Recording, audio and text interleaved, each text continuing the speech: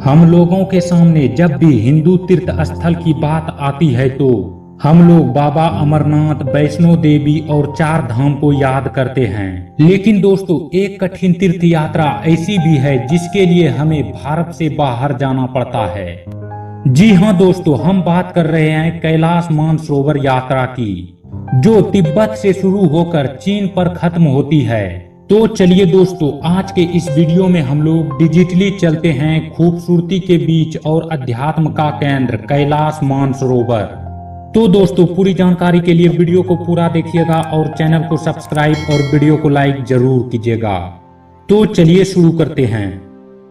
जैसा कि दोस्तों, कैलाश पर्वत नाम सुनकर ही पता चलता है कि ये भगवान शिव से जुड़ी जगह होगी। जी हाँ दोस्तों, हिंदू मान्यता के अनुसार भगवान शिव, माँ पार्वती और अपने बेटे गणेश और कार्तिकेय के साथ यहाँ पर रहते हैं।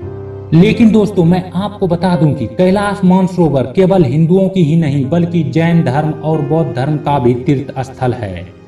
जैन धर्म के प्रथम तीर्थंकर भगवान ऋषभ देव ने इसी पर्वत पर मोक्ष प्राप्त किया था। जैन धर्म के पहले तीर्थंकर होने के कारण इसका महत्व और बढ़ जाता है और वहीं बौद्ध धर्म में भी इस पर्वत को पवित्र माना जाता है। दोस्तों, कैलाश पर्वत को सिर्फ पौराणिक कथाओं में ही नहीं बल्कि आज का विज्ञान भी इसके रहस्य को सुलझा नहीं सका है। दुनिया के सबसे ऊंचे पहाड़ माउंट एवरेस्ट को बहुत लोगों ने फतेह किया है, लेकिन कैलाश पर्वत पर आज तक कोई नहीं चढ़ पाया। जब भी किसी ने इस पर्वत पर पांव रखने की कोशिश की तो या तो वो मारा गया या बिना चढ़े वापस लौटा, लेकिन कोई भी आज तक इस पहाड़ पर नहीं चढ़ सका। दोस्तों, कहा जाता है कि कैलाश पर्वत पर केवल वो ही आदमी पार कर सकता है जिसे अपने जीवन में रत्ती भर भी गलत काम नहीं किया है।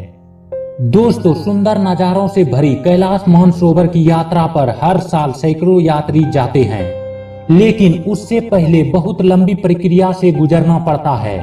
अगर आपको कैलाश मानसरोवर की यात्रा करनी है तो आपको बहुत सारे नियमों को पूरा करना होगा।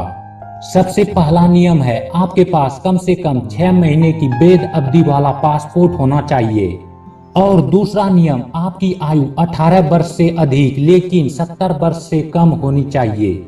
और तीसरा नियम, आपकी योग्यता के लिए आपको दिल्ली के हार्ट और लंग्स इंस्टीट्यूट द्वारा किए जाने वाले परीक्षण में सफल होना होगा।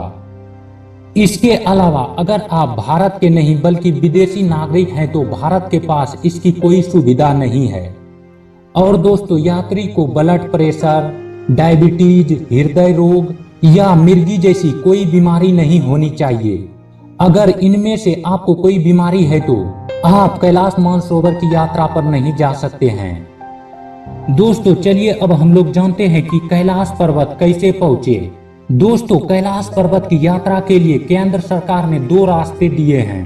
पहला है नाथुला दर्रा के पास से होकर और दूसरा है लिपुलेख दर्रा के पास से होकर।